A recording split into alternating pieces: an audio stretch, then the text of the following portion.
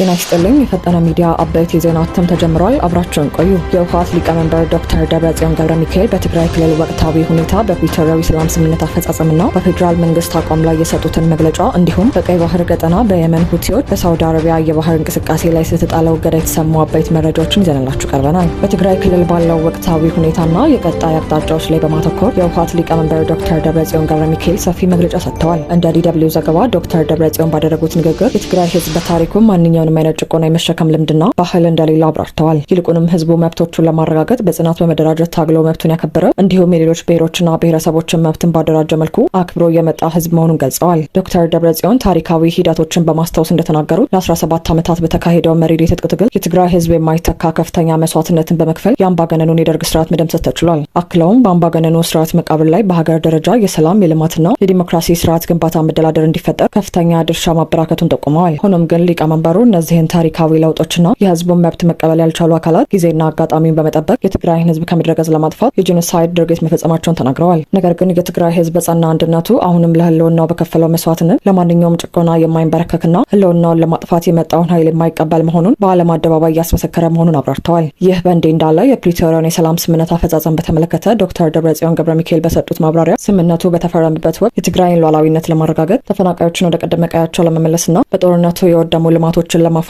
ትልቅ ተስፋ ተጥሎበት እንደነበር አስታውሰዋል። ነገር ግን እንደ ህወሓት ሊቀመንበር ገለጻ የፌዴራል መንግስቱ የታቀደና የተቀናጀ በሆነ መንገድ የትግራይን ክልል ዳግም ወደ ከበባና ክልከላ በማስገባት በሌላ ዙር የጄኖሳይድ ስጋት እያዘጋጀ ይገኛል ሲሉ ስጋታቸውን ገልጸው ወንጅለዋል። ዶክተር ደብረጽዮን አክለውም እንደ ትግራይ ህዝብና አመራር ለሰላም ሲባል ከፍተኛ ትዕግስትና መስዋዕትነትን እየከፈልን እንገኛለን። ነገር ግን እኛ ብቻ ሰላም ስለፈለገን ሂደቱ ሊሳካ አልቻለም ብለዋል። በመጨረሻም አሁን የመጨረሻው ምዕራፍ ላይ ደርሰናል ያሉት ዶክተር ደብረጽዮን ገብረሚካኤል የትግራይ ህዝብና አመራር አንድነቱን አጠናክሮ የትግራይን መሰረታዊ ጥያቄዎች ማስከበርና ማረጋገጥ ብቸኛውና አማራጭ የሌለው መፍትሄ ሆኖ መገኘቱን በማስመር አስታውቀዋል። ከዚህ በመቀጠል ደግሞ በቀይ ባህር ቀጠና ያለውን ውጥረት ወደ አዲስ ደረጃ ያሸጋገረ አዲስ መረጃ ደርሰናል። ዝርዝሩን እንደሚከተለው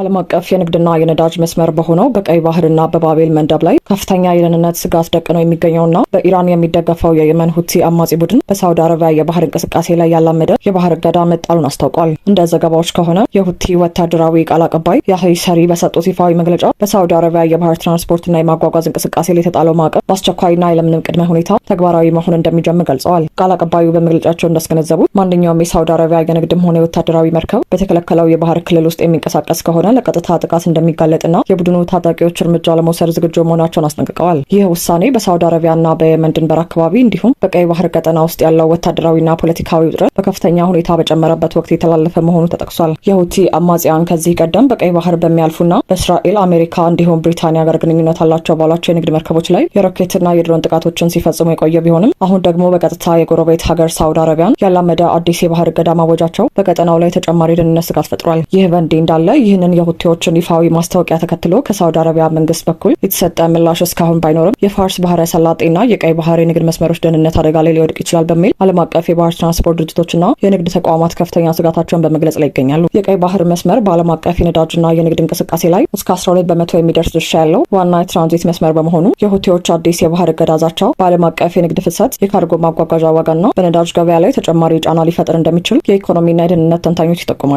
የአሜሪካና የብሪታንያ ኃይሎች በቀይ ባህር የባህር ላይ ደህንነት ለማስጠበቅና የመርከቦችን እንቅስቃሴ ለመጠበቅ ያለሳለሰ የአየር ጥቃቶችና የጥበቃ ስራዎችን እያካሄዱ ባሉበት በዚህ ወቅት የሁቲዎች አዲስ ማስታወቂያ የሳውዲ አረቢያንና የክልሉን ሀገር የደህንነት ስጋት ወደ ላቀና አደገኛ ደረጃ አሸጋግሮታል። ውድ የፈጠነ ሚዲያ ተከታታዮች የዛሬው መረጃዎቻችን እነዚህን ይመስሉ ነበር። እውነተኛና የተጣሩ መረጃዎችን ሁልጊዜም ለማግኘት የፈጠነ ሚዲያን ሰብስክራይብ በማድረግና የደወል ምልክቷን በመጫን አብራችሁን ሁኑ።